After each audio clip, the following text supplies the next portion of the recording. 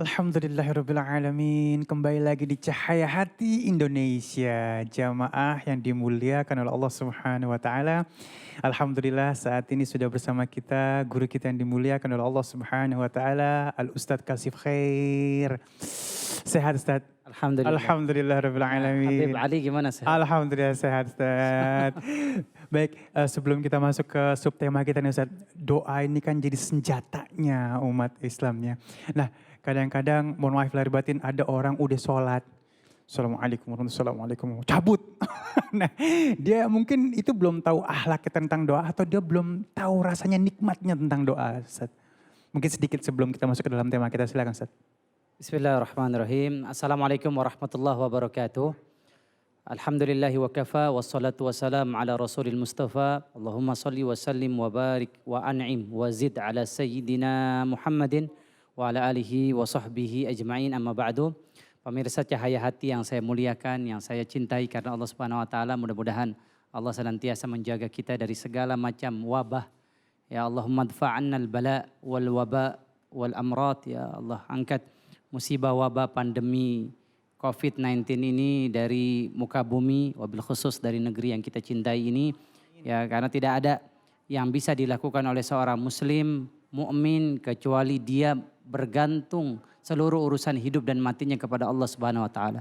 Sebagaimana kita dalam salat selalu berjanji kepada Allah, selalu berkomitmen kepada Allah Azza wa Jalla, inna salati wa nusuki wa mahyaya wa mamati lillahi rabbil alamin. Ya, semoga Allah Subhanahu wa Ta'ala perpanjang umur kita dalam ketaatan, dalam kebaikan, dalam ibadah. Wabil khusus tema kita hari ini tentang doa. Memang benar tadi Ustadz Bang Ali Zainal sampaikan bahwasanya seorang muslim punya satu kekuatan yang gak dimiliki oleh orang lain. Apa itu? Doa. Doa silahul mu'min. Kata Rasulullah SAW, doa ini senjatanya orang beriman. Yang namanya senjata, ya kita tahu bagaimana senjata ini kalau dipegang sama orang yang ahli, maka senjata ini akan menjadi senjata yang bisa menjaga dirinya dia. Oke, jadi gini pemirsa, kalau kita lihat senjata ini dipegang sama yang ahli, Jackie Chan contohnya, pedang dia pegang, maka senjata ini bisa membunuh orang lain, bisa menjadi efektif buat orang lain, efektif buat digunakan. Tapi sebaliknya ketika yang menggunakan pedang ini, senjata ini nggak ahli, sembarangan, justru malah membunuh dirinya sendiri. Artinya apa? Doa ini juga kalau kita ingin doa ini diangkat oleh Allah Subhanahu wa Ta'ala, diijabah oleh Allah Subhanahu wa Ta'ala, maka kita harus menjadi orang yang ahli dalam berdoa. Orang yang belajar dalam berdoa. Orang yang benar-benar menggunakan senjata ini dengan sebaik-baiknya sehingga senjata ini bermanfaat buat hidupnya dia. Makanya Allah Subhanahu wa Ta'ala berjanji. Allah berjanji dan Allah Subhanahu wa Ta'ala tidak pernah mengingkari janjinya. Apa janji Allah? Allah Azza wa Jalla sampaikan dalam Quran surat Ghafir ayat 60. Surat Ghafir ayat 60. Allah berfirman, "Wa qala rabbukum ud'uni astajib lakum. Wa innal ladzina yastakbiruna an ibadati sayadkhuluna jahannama dakhirin." Katakanlah, berdoalah kalian kepadaku, kata Allah Azza wa Jalla. Maka aku akan perkenankan semua doa kalian. Minta apa aja akan aku berikan semua permohonan kalian, permintaan kalian. Dan orang-orang yang sombong dari beribadah kepadaku, mereka semua akan masuk neraka jahanam dalam keadaan hina dina. Ibadah di sini para ulama memaksudkannya adalah doa. Karena doa adalah ibadah. Jadi orang yang gak berdoa berarti dia dikategorikan oleh Allah Subhanahu wa Ta'ala sebagai orang yang sombong. Orang yang takabur, orang yang angkuh. Na'udzubillahi min dzalik. Jadi kalau kita meminta kepada Allah, Allah justru menurunkan cintanya kepada kita.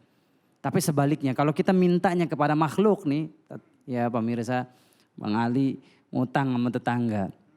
Minjem duit sama tetangga, hari ini minjem, besok minjem lagi. Tetangga ngomongnya apa? Yang kemarin aja belum dibalik. Makanya kata para ulama, wan nas idza su'ilu yaghdab. Manusia itu kalau semakin diminta dia semakin kesel, semakin marah. Wallahu idza su'ila yardha. Akan tetapi Allah kalau semakin diminta semakin senang. Itu lihat luar biasa ya bedanya Allah pencipta kita dengan makhluk. Maka jangan pernah bergantung kepada makhluk. Kita punya kekuatan yang enggak dimiliki oleh siapapun yaitu doa. Permohonan kita kepada Allah Azza wa Jalla. Allah yang punya langit, yang punya bumi. Allah yang punya segalanya. Ya Allah yang punya segalanya pasti akan mengampuni semua dosa-dosa kita dan mengangkat doa-doa kita dan diijabah doa-doa kita. Bagaimana agar doa kita enggak dihambat? Ya, agar doa kita enggak ditolak oleh Allah Azza wa Jalla. Ini menarik Pak. Caranya adalah jangan sampai kita memasukkan makanan, minuman haram masuk ke dalam badan kita, perut kita, anak istri kita. Jangan sampai. Karena kalau sampai kita melakukan itu, Allah Subhanahu wa taala tidak akan pernah mengabulkan doa-doa kita. Ya, memakan makanan riba, mengambil hak orang lain, ya minjem duit tapi niatnya nggak mau bayar. Orang yang minjem duit niatnya nggak bayar, kata Rasulullah, fahuwa sariq, dia pencuri. Na'udzubillahi min dzalik. Subhanallah.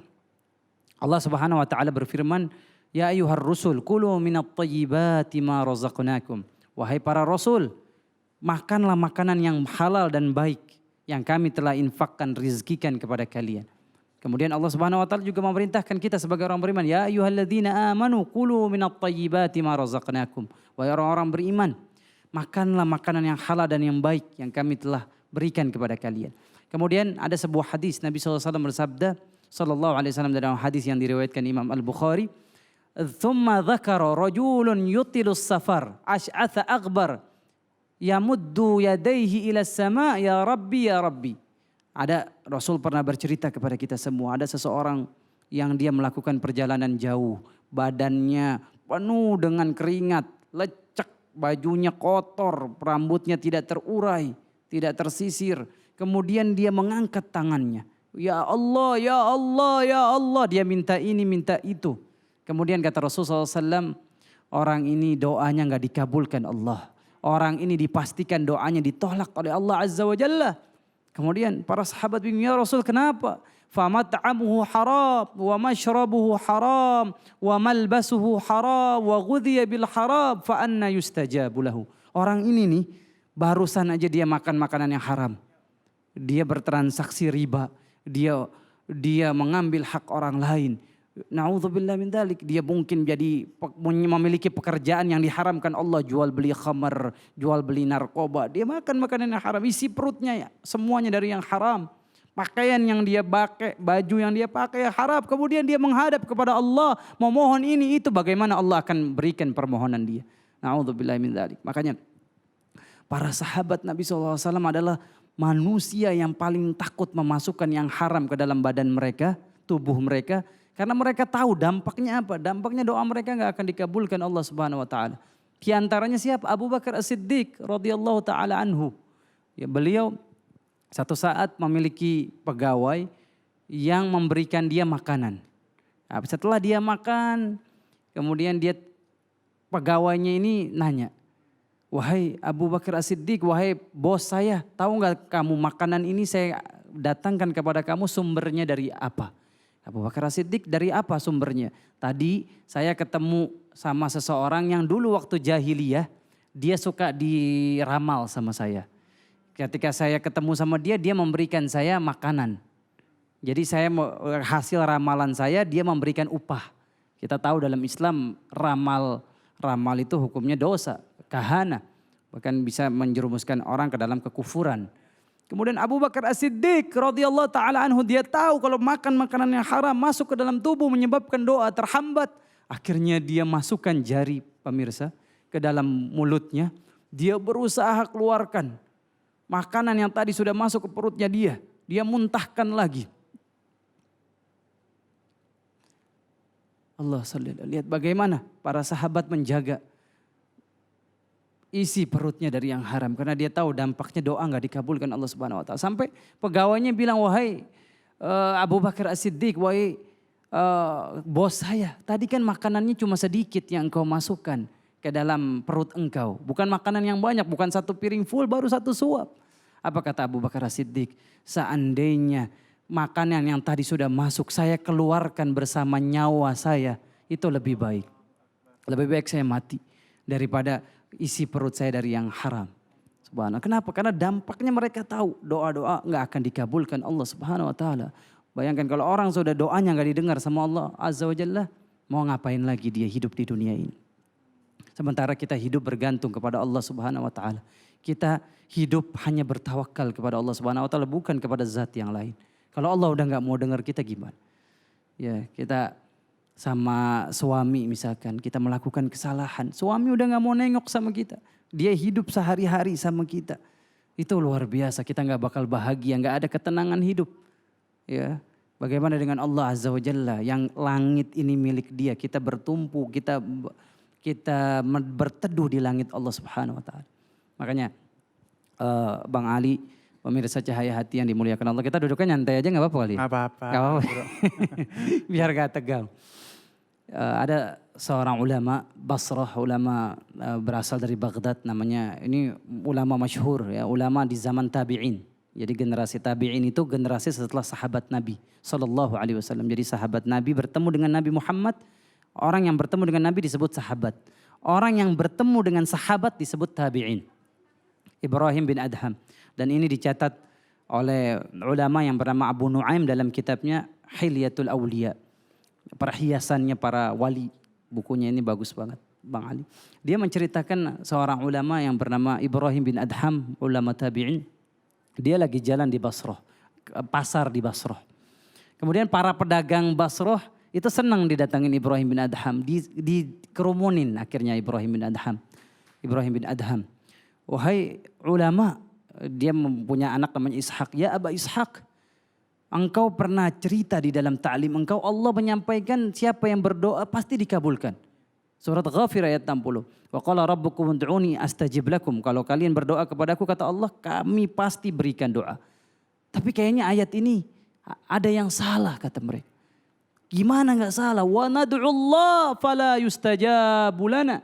Kita udah doa sama Allah tapi kenapa dia belum kabulkan doa kita? Dia komplain sama ayat ini. Subhanallah. Akhirnya Ibrahim bin Adham merenung. Dia bilang, mau tahu enggak? Bukan ayatnya yang salah, hati kalian yang salah. Kenapa kalian doa tapi doanya dihambat oleh Allah, Allah enggak kabulkan? Laqad matat qulubukum. Hati kalian telah mati.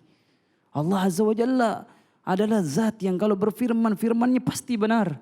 Satu ayat engkau ingkari, engkau kafir. Allah Azza wa Jalla janji, tapi engkau belum tahu trik-triknya doa dikabulkan Allah. Siapa di antara hal yang membuat hati kalian mati sehingga Allah enggak kabulkan doa kalian? Apa kata Ibrahim bin Adham? Ta'rifun Allah wa lam tu'addu haqqah. Kalian kenal Allah tapi enggak menunaikan hak-hak Allah. Salat kalian masih lebih pentingin dagang. Salat masih pentingin kerjaan. Salat masih pentingin dunia. Kalian enggak tunaikan hak Allah. Allah enggak mati hati kalian, Allah enggak kabulkan doa kalian.